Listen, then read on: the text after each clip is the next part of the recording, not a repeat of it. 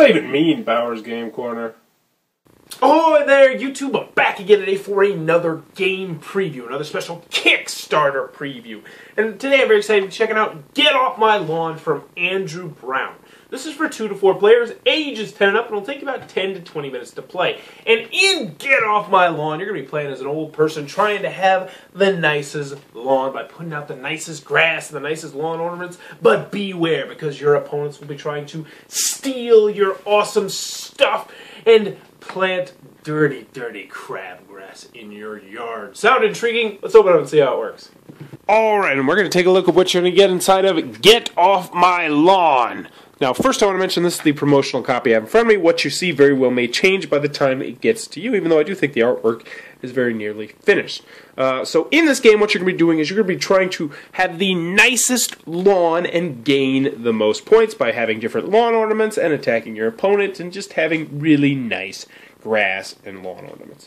So, first and foremost, we're going to go over the components, and then we'll go into the gameplay to hopefully so you can figure out how the game works. Now, this game doesn't have a rule book, but it is going to have 3 cards which are going to help you learn how to play. They have the game turn on this one, and then lawn scoring, and this is very important to pay attention to, especially when you start the game, because these will give you extra points if you decide to make your lawn into a specific order. So take that for what you will when you start the game. Next, you're going to have the game rules, and then the end of the game scenario, and game setup and game layout. And I think this is an important time to mention. Now, this is going to be your game layout right here. You're going to have 6 cards in your lawn. Think of it sort of like a tableau, where you're going to be able to plant grass and have different lawn ornaments on it. Then you're going to have a shed down here, which will be 3 visible cards that your opponent can see and potentially steal. And last, you're going to have 1 card in your hand that your opponent cannot see. Last but not least, we're going to go into the winning, which is going to show you how to win the game and how to score points at the end of the game.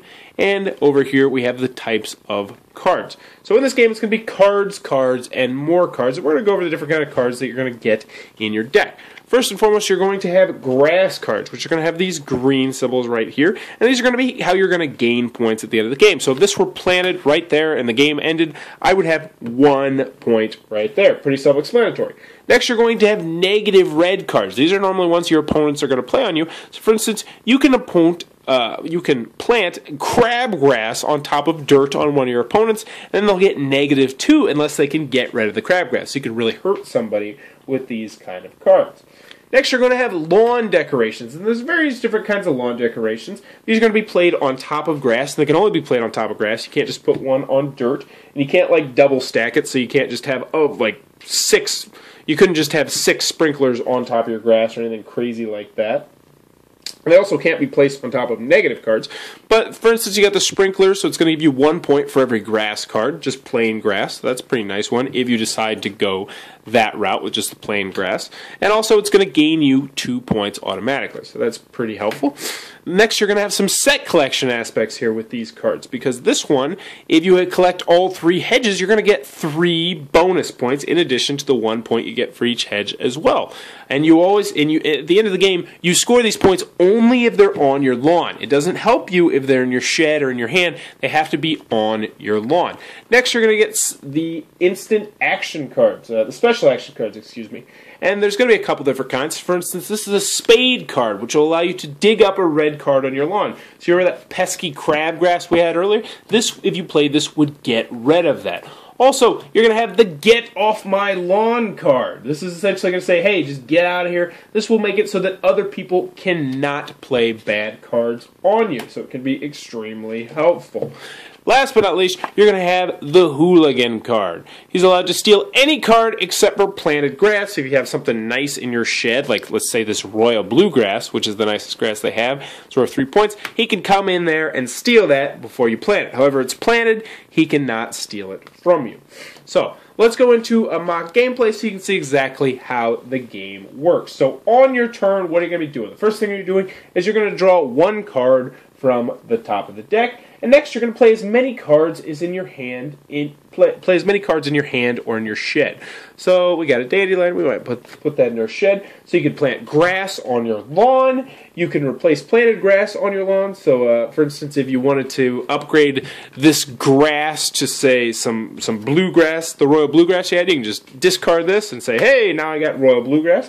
So now you're going to gain 2 more points. You can place a negative card on someone else's lawn, you can place decorations on your lawn, or you can use action cards. Another interesting thing you can do is you can trade cards. So let's just say that you are trying to get all the gnomes. You're trying to collect all 3 gnomes, and one of your opponents has 1 gnome and you have 2. You can say, hey, I'll trade you this or that. Or next turn I want to attack you. Or you can try and get creative with your trades to try and wheel and deal and make a trade. Last but not least, you're going to discard so you have no more than 3 cards face up in your shed and 1 card in your hand. And that's about it. You're going to just continue to do that until you get to the end of the game.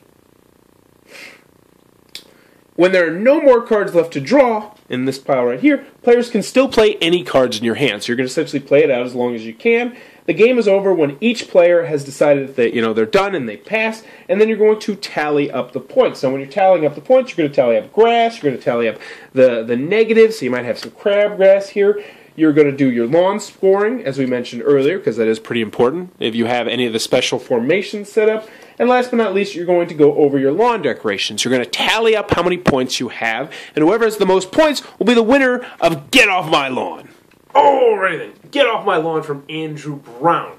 Who might be digging this game? First and foremost, if you're looking for a nice, light, quick, compact, portable game, look no further, because I do believe this is a standard 54-card deck. So if you're in the market for something, you can just slip it in your book bag or your pocket. This one will definitely fit that bill. Also, if you like a little bit of humor in your games, this one definitely has some humor going for you.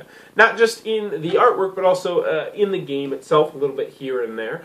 I do particularly like the artwork, even though it's a preview. I'm not really supposed to give my opinion too much, but I definitely like the artwork. It's kind of like this skewed. It reminds me of The Simpsons a little bit, but definitely kind of skewed and a little bit more crude.